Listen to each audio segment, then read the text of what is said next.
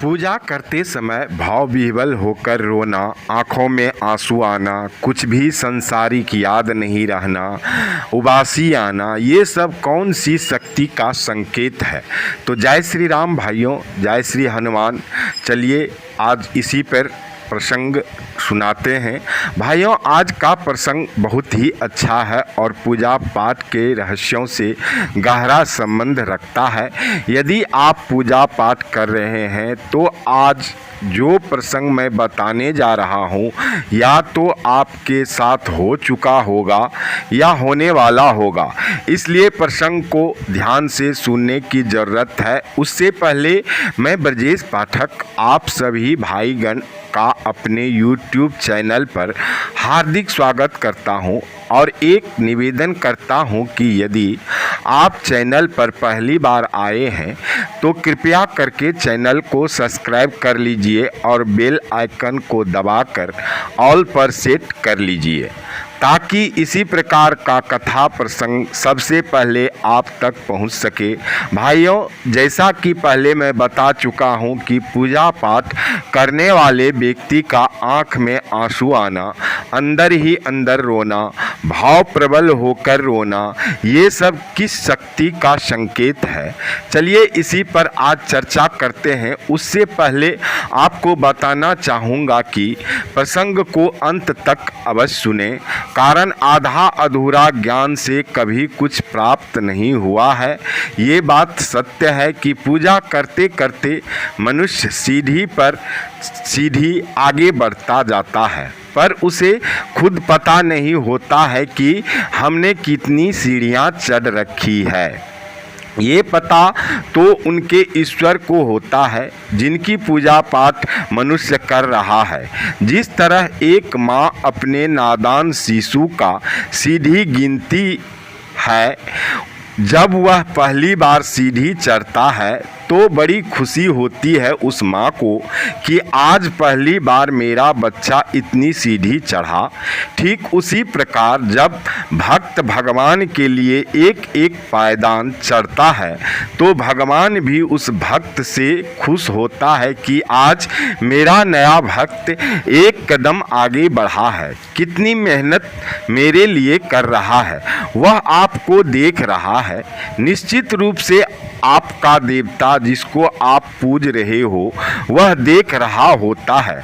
विश्वास मानो आप, क्योंकि जिस तरह माँ नए शिशु को यदि पैर होता है उसे चलने के लिए छोड़ देती है और वह बच्चा एक कदम चलता है और गिर जाता है, फिर उठता है, एक दो कदम चलता है, फिर गिर जाता है, फिर भी माँ नहीं पकड़ती है, उसे चलने के लिए छोड़े रहती है। क्यों?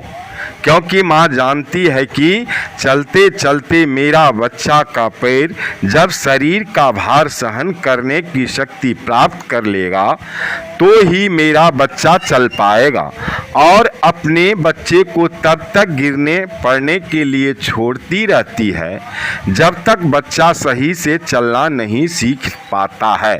ठीक उसी प्रकार भगवान भी अपने भक्तों को गिरने पड़ने के लिए छोड़े रहता है, पर नज़र एक माँ की तरह आप पर रखते हैं, एक पिता की तरह आपके ऊपर प्रभु ध्यान रखते हैं, क्योंकि आप उन्हीं के घर के तरफ का रास्ता जो पकड़ रखा है। भाइयों, बात करते हैं उसी रास्ता का जिसके तरफ हम और आप चल चुके हैं। अब उस रास्ता में क्या सब होता है, तो उस रास्ते पर आपको चलते चलते कभी आपको आँखों से आंसू आएंगे, पूजा पर बैठेंगे तो सो जाएंगे, यानी नींद आएगी, जोर की उबासी आएगी। ये यदि शास्त्र रहित बात करें तो हमारे प्राचीन ग्रंथों के अनुसार शुरुआत में संपूर्ण ब्रह्मांड खाली था, हर तरफ केवल अंधकार ही अंधकार था। तभी अचानक एक ब्रह्मांड में एक शिवलिंग प्रकट हुआ जिससे इस संपूर्ण ब्रह्मांड को ऊर्जा से भर दिया। इसी कारण ऐसा माना जाता है कि निराकार भगवान शिव का इस समस्त ब्रह्मांड के कण कण में वास है। वे सृष्टि के संतुलन को बनाए हुए हैं। शिव ही आदि है और शिव ही अंत है। इसी कारण वो इस ब्रह्मांड में जो कुछ भी होता है वो केवल ईश्वर की मर्जी से ही होता है। जब आप पूजा करने बैठते हैं अथवा ईश्वर का ध्यान करने बैठ जाते हैं तो आपकी आत्मा का कनेक्शन ईश्वर के साथ होता है। ईश्वर सर्वव्यापी है। समस्त सजीव और निर्जीव वस्तुओं में उनका ही वास है। इसी कारण जब भी पूजा पाठ करते समय आपके साथ कुछ विचित्र घटनाएं घटती है तो इसका अर्थ यह है कि ईश्वर आपको कुछ संकेत देने की कोशिश कर रहे हैं। कई लोग तो ऐसे होते हैं कि इसे संयोग मात्र समझकर नज़रअंदाज कर देते हैं, लेकिन ऐसा करने से अच्छा है कि आप उन संकेतों को समझें। आखिर ऐसा क्यों होता है? जब भी हम किसी मंदिर में प्रवेश करते हैं तो मन प्रसन्न हो जाता है, दुख और निराशा भी अचानक समाप्त हो जाती है और व्यक्ति फ्रेश और सुकून महसूस करता है। ऐसा इसलिए क्योंकि मंदिर के वातावरण में सकारात्मक शक्तियाँ होती है, जिनके प्रभाव में आने से व्यक्ति मन में शांति और सुख का अनुभव करता है। कई बार विद्यार्थियों को माँ सरस्वती का ध्यान करते समय आँखों में आंसू आ जाते हैं या अचानक नींद आने लगती है। साथ ही देवी देवताओं की कथा सुनते वक्त भी अचानक रोम रोम खड़ा हो जाता है या आँखों से आंसू भी आने लगते हैं। कभी कभी जब हमें ईश्वर की उस अनंत शक्ति का एहसास हो जाता है तो हमारे रोंगटे खड़े हो जाते हैं और ईश्वर पर हमारा विश्वास और दृढ़ हो जाता है। भाइयों, क्या आपको भी पूजा करते समय ऐसे संकेत मिलते हैं? तो आइए आपको बताते हैं कि इन संकेतों का क्या अर्थ होता है। लेकिन इससे पहले आपने हमारे चैनल को अभी तक यदि सब्सक्राइब नहीं किया है तो इसे सब्सक्राइब अवश्य कर लें, ताकि आपको ऐसी रहस्यमय वाले प्रसंग आप तक बहुत जल्द पहुंच सके। भाइयों, ये बात सत्य है कि यदि आपके आँखों से बराबर ईश्वर का नाम लेने से, पूजा करने से आंसू गिरते हैं तो आपकी आत्मा एक ईश्वरीय शक्ति से जुड़ चुकी है और वह ईश्वर का एक संकेत है कि आपकी आत्मा और ईश्वरीय शक्ति का मिलन हो चुका है। ऐसे में आपको ईश्वर के सामने अपनी मन की इच्छाएं और मनोकामनाएं प्रकट करना चाहिए। ऐसे समय पर किया गया प्रार्थना का फल अवश्य मिलता है और वह फलित होता है। पर एक बात ध्यान देने योग्य है कि जब आप इस अवस्था को प्राप्त कर लेते हैं और आपके आत्मा का परमात्मा से मिलन होता रहता है, उस समय मांगने की सुधि नहीं रहती है, न ही आप मांग रख पाओगे, क्योंकि वह आनंद ही कुछ ऐसी है जहाँ कुछ मांग नहीं होती है। कई लोग इस अवस्था में जब प्रवेश करते हैं तो इसे एक संयोग समझकर इसे टाल देते हैं या भूल जाते हैं और अपने आप में मगन हो जाते हैं या ईश्वर पर छोड़ देते हैं। पर यही सही समय है, सर्वोत्तम समय होता है।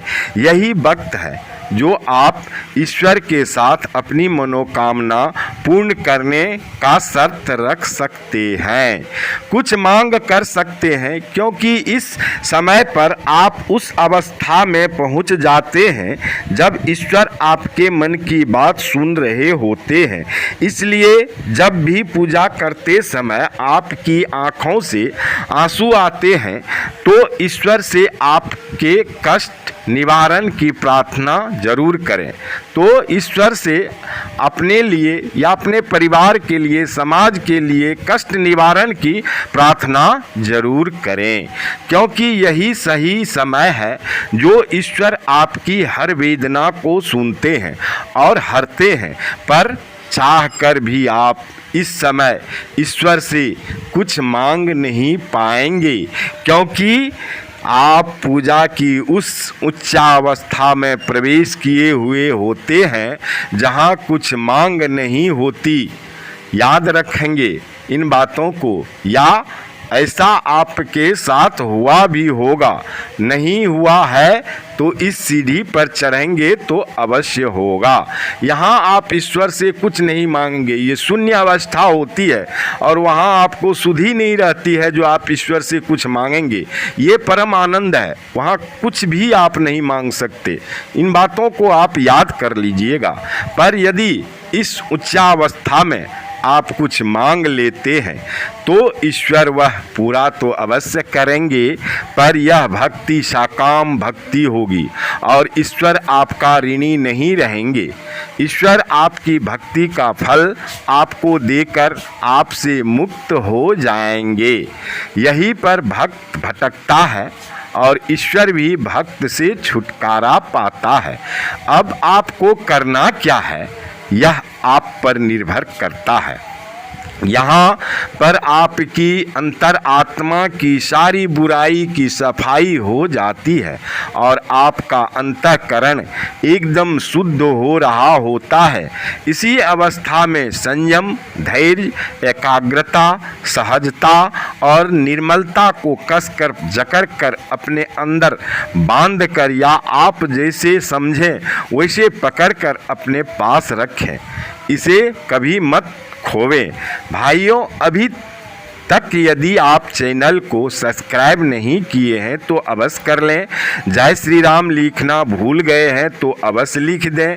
लिखने से हाथ पवित्र, लिख कर देखने से आँख पवित्र, बोलने से मुंह पवित्र, बोलकर सुनने से कान पवित्र।